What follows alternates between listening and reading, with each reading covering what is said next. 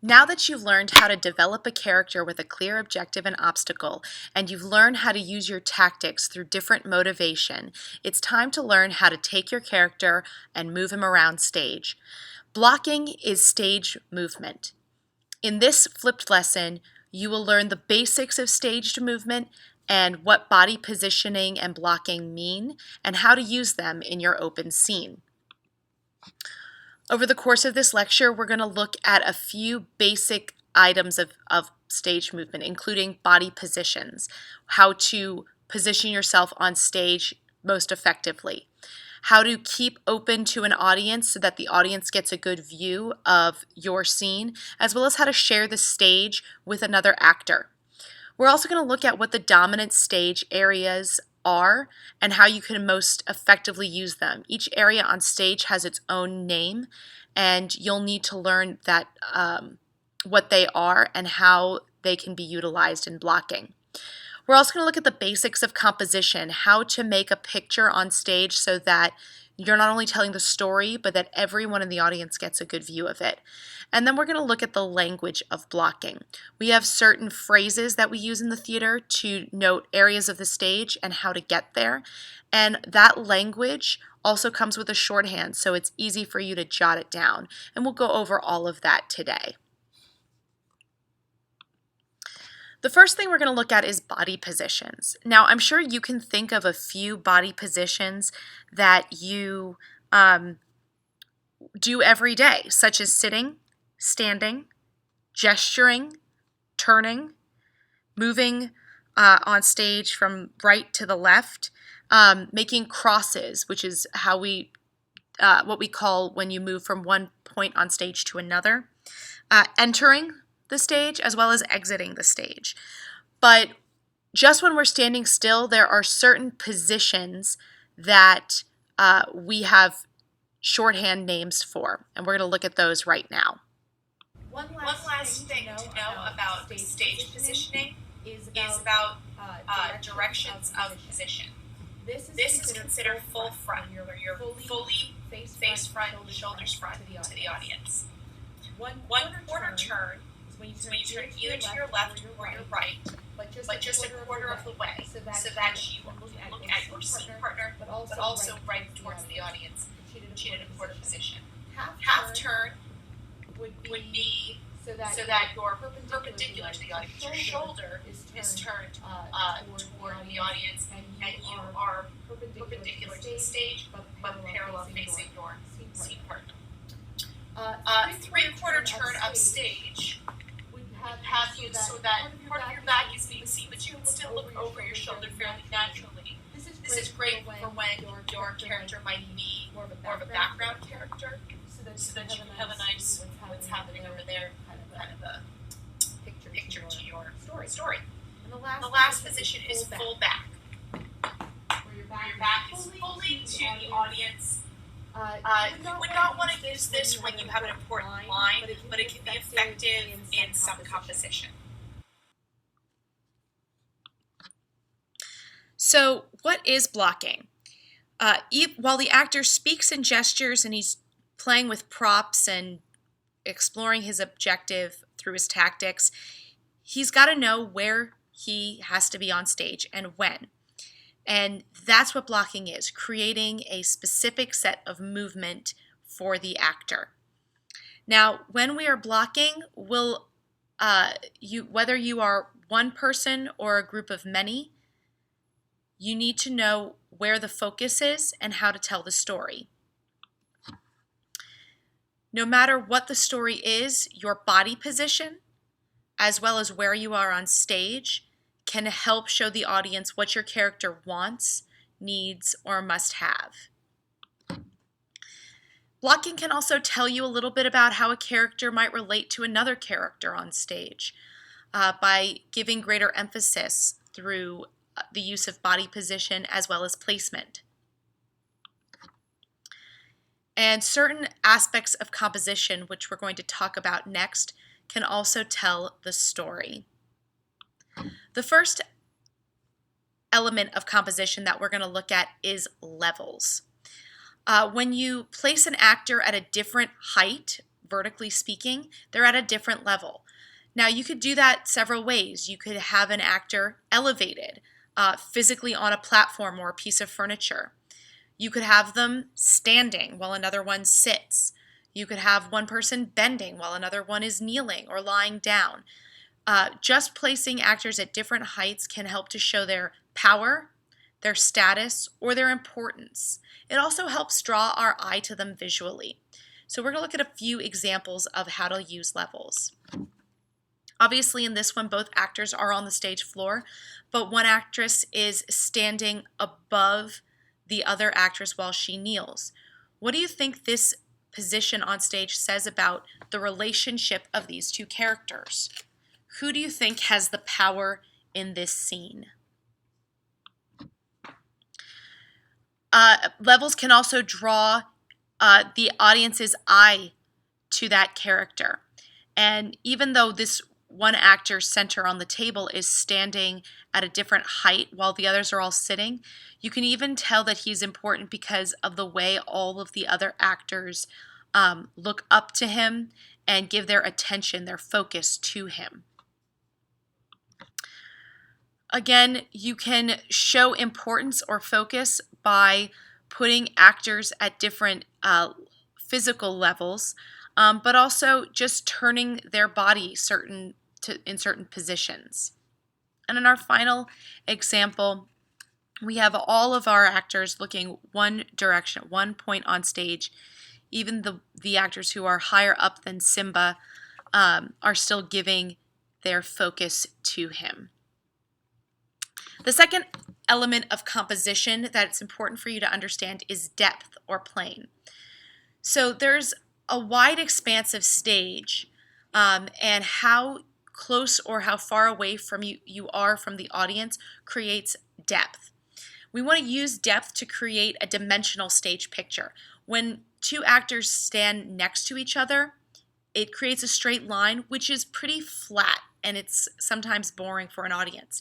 When you put one actor closer to the audience and one further away from the audience, you create a diagonal line. And diagonal lines or triangles, when you have three actors or more, create tension. So you can see in this image that one actor is slightly downstage from the other, and it creates a nice line for the audience to look at, which is a little more interesting than if they were parallel talking to each other. In this image, you see one actress who's clearly the focus a little further downstage, and a line of actors upstage who are giving their focus to her. So the line between the group and the individual creates tension, as well as their body language, which tells you that maybe they don't trust that character or they're not sure, but they're definitely united as opposed to the character downstage. Similarly, this diagonal line shows a lot of movement, a lot of tension between the figure who's walking and the young man downstage who's kneeling. So not only does their depth and their plane create that tension, but the change in their level. And here's another example of a level, but also a depth change. Even though this character is on a different level than the characters who are closer to the audience, she's got the attention because she's on that level, but also because she's on a different plane than them, and they have to turn toward her and give her focus, which gives her some power. So now that we've looked at composition, levels, and depth or plane, it's important to look at blocking. As we've said before, blocking is the precise movement and positioning of the actors on stage. And as an actor, you're responsible for knowing your own movement on stage. A director, conversely, is responsible for the coordination of all the actors' movement on stage, and he or she is looking at that movement and how it tells the story. So if we look at these two figures here, these two gentlemen who are in a scene together, we're going to look at several slides where they are moving and how the story of their movement changes to tell the relationship between them. So again, when you're in rehearsal, you, as the actor, would work with the director, or in this case of our open scene project, you're going to be working with your fellow actors. You'll be playing around with different movement on stage. Once you've rehearsed it enough that you are confident in setting that movement and recording that blocking down, you're responsible for writing that blocking, those movements, and how you get from position to position in your script. And we'll look at how you do that in a few moments. You want to make sure that when you're writing your blocking and rehearsal that you write in pencil. That way, if you decide to change something as you further go through rehearsals, you can adjust the blocking. The most important thing to know at this level when you're blocking is that you need to move with motivation. For instance, if your character has been provoked into a fight and you're sitting on a couch and some other character calls you out and says, "You're chicken," because you don't want to go to that haunted house, you're likely to get off the couch and move towards that character to threaten them or insult them or whatever your tactic might be. But you want to move with purpose. So the next question you might have is, well, when do I move? And again, your blocking is going to consist of specific choices, and your movement is going to show relationship, whether that's to other characters or to the environment. For instance, if you're sitting alone in your bedroom, the way you move and when you move is going to be a lot different than if you were sitting in class taking a test. It's also going to show your intentions, okay? So like we said in the example of getting off the couch, your objective and your tactics are going to affect your movement. For instance, if you are thirsty and your objective is to get a drink, and again, you're sitting on the couch, you're going to have to get up to go to the refrigerator. Now, say that you are on your way to the refrigerator and the phone rings. Maybe you have to change your movement to go answer the phone. The other thing that your movement or your blocking is going to show is what the story is. And that will become more clear as you practice blocking. So you can see these two characters are clearly in an argument. And just like my case of the couch, this character is in the process of getting out of his chair to prove his point or defend his argument to the woman sitting with him. In this example, you can see that one character is just fallen, and that some of these characters are motivated. They're moving toward the character to help him, while another character clearly was in argument, maybe even pushed this character down into the couch. So he's not looking like he's going to help him up, but the other characters are. Their movement is motivated. The next thing that it's important for us to learn is what stage directions are. And remember when I was referring to the language of movement, of blocking? This slide clearly shows you that we have labels, we have names for positions on stage. So starting at our top left, the furthest position from the audience and all the way toward the audience's left is called upstage right. Now you might be confused and go, well, if I'm sitting in the audience and that's my left, why would we on stage call it upstage right? All of the directions in terms of right and left are from the actor's perspective. So when you're standing on stage and looking at the audience in that upstage right corner of the theater, you're actually standing at your right. So from there we move toward up center. So again, now we're center between right and left, but we're further away from the audience. As you move toward the actor's left or from the audience's right, you are upstage left. Now when you come down toward the audience, you're coming downstage. The reason we call it downstage versus upstage is that stages used to be raked, and that means on an angle. And our next slide will help you understand what that means. But it used to be that an actor who was moving literally up stage or back from the audience was getting higher. They were moving on a higher level. So again, as we are closer to the audience, that's downstage, and as we are further away from the audience, that's upstage.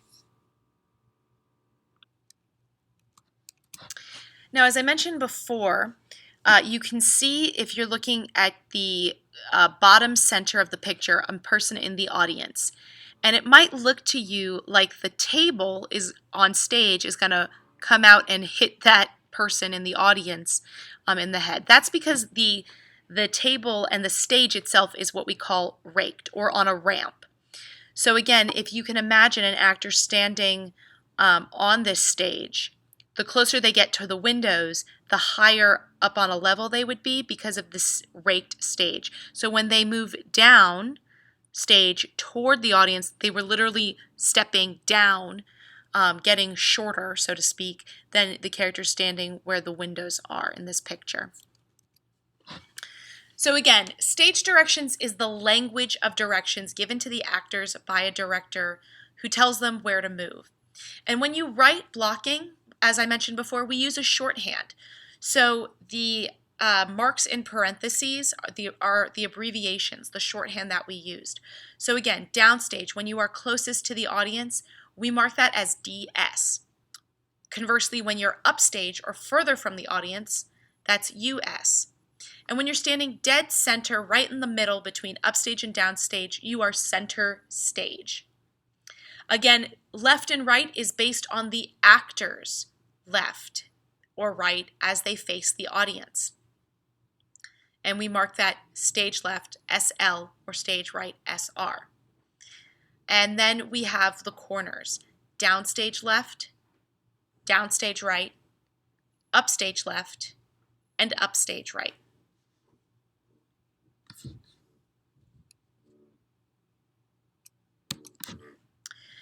So now we're going to look at what these positions look like on stage. So here is a picture of a stage, and our most important position on stage is downstage center, which is where our beautiful red star is currently placed.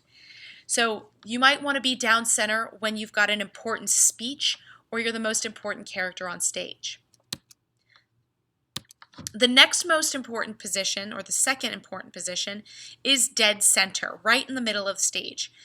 There's a lot of focus when you're this close to center, but maybe it's not quite like a big monologue or a big soliloquy where you want to be as close to the audience.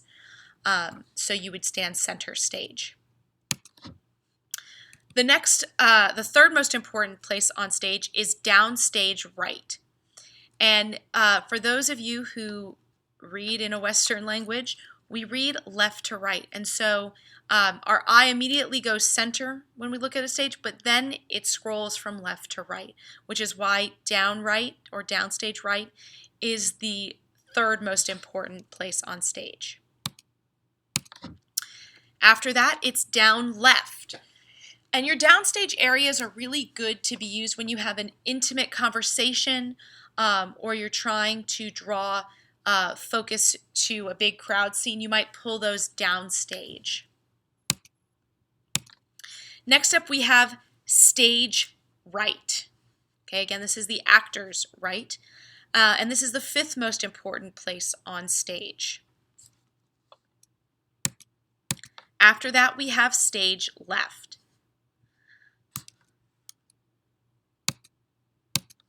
Followed by upstage center. And again, the upstage areas are really good when you've got a lot of actors on stage and you want to create some background, or perhaps you're having a character enter, or they're not as important initially, but then they have to come down stage in the scene. After that, the eighth most important place on stage is upstage right. And last but not least is up left. Now it's important to understand how to adjust yourself when you're on stage. using those body positions and how we, as a director, might, or as a teacher, might coach you to improve your stage positions when performing. So the first thing we might say to you is to open or to cheat out. And when you're open, you turn your body slightly toward the audience or downstage. This is especially important when you're the actor speaking. Okay, so we're going to look at some examples of actors who are opened. So you can see in this moment that these two characters, the two men, are having a bit of a conversation, and their body position is both cheated out, open, so that their faces are toward the audience and their chests are toward the audience. Here's another example of two characters who are cheated pretty much full out, full front to the audience. If you're not the focus of the scene, or maybe a character is talking to you, we might coach you to be more closed or turned away from the audience so that you're facing more upstage. It can be effective in composition, but generally speaking, you want to avoid being closed or being full back to the audience whenever possible, especially as a beginner. This is a moment that's another example of being closed, where you could see that this character who's got her microphone in her hand is maybe interviewing these other two characters. And so being full back has created a nice composition. But again, if she was asking the question as opposed to listening for the answer, having her full back might not be the most effective use of her blocking. The next term we might say is share the scene or share the stage. And when you're sharing, you and your scene partner both open to the audience to pretty much the same degree. So you can see in this picture one actor confronting another actor, but they're both cheated out a little bit. So this is very effective when you're in dialogue with another character. So we're going to look at one more example, or a few more actually. This is another one where both the actors are slightly cheated out to the audience. And here's one where both actors are fully profile, but they're both open to the audience to the same degree. So that would be sharing the stage. The next thing we might say to you is to give focus or to take focus, or give the stage or take the stage. And this is when two or more actors are in a scene together, so when two actors are on stage together, or more than two actors are on stage together, but one is more important than the other, we'll ask that actor to take the focus. And we'll ask the other actors to give focus. So again, the more important, or the actor that is delivering the line perhaps, is the one who's going to take focus. So in this picture you can see the young lady on the stoop is a little more cheated out to the audience, whereas the young man is turned a little bit upstage, giving her the focus. In this picture we have Hugh Jackman standing center stage, and all the ladies around him are giving him focus. In this production of Newsies, you can see we've got one character standing on a different level above, convincing the other Newsies to join his revolution, so to speak. And all of the actors, whether they're upstage or downstage, are turned in a way that gives him the focus while he takes the focus. The last thing that we might term that we might say to you when we're coaching is that you are upstaging somebody. And when you upstage somebody, it's when one actor is further upstage, and it forces the actor they're acting with to also, who's further downstage, to turn upstage so that their back is to the audience. Now this might work well if in this picture where you have the knight, with his sword out, and perhaps his page is turned upstage to talk to him. But think about this a little bit differently. Say that instead of the page downstage, that's the king, and he's got a big monologue to deliver. The fact that this knight has forced the king to turn upstage is called upstaging. It's sort of like stealing the scene from another actor. So You want to avoid this whenever possible. So there are some goals that we have for you as beginning actors. So again, just to review, you want to cheat out or stay open. And a good way to do this is to use a quarter turn whenever possible, like these actors in West Side Story. Whenever you're turning, especially when it's to exit, always turn toward the audience, and we'll see why. I'm going to demonstrate you right now how to turn on stage while staying cheated out and open to the audience. So imagine that I'm in a scene with my scene partner who's talking, and we are sharing focus. I'm cheated out right now. And I'm going to turn to exit. I'm going to turn toward the audience and exit. This makes it a little more natural looking to an audience, and I thought we're using turn, cheated out, a quarter turn, and then turn upstage to exit. Don't upstage yourself. Beginner actors often use their more dominant hand to gesture, and sometimes that makes them put a hand in front of their face or put a leg so that their body is turned upstage.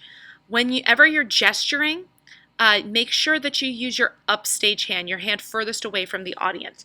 And this actor in this picture is giving you a good example. As he reaches out, he opens himself up by using his upstage hand. You'll also notice that the foot that's in front of the other is his upstage foot, because if he used his downstage foot, all you'd be seeing is his back.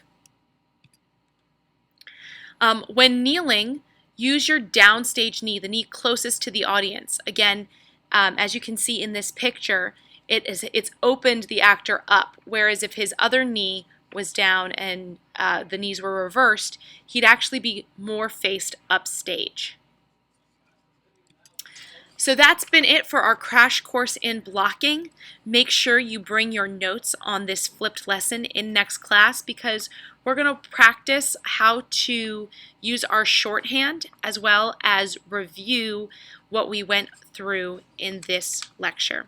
Thanks. Have a great night.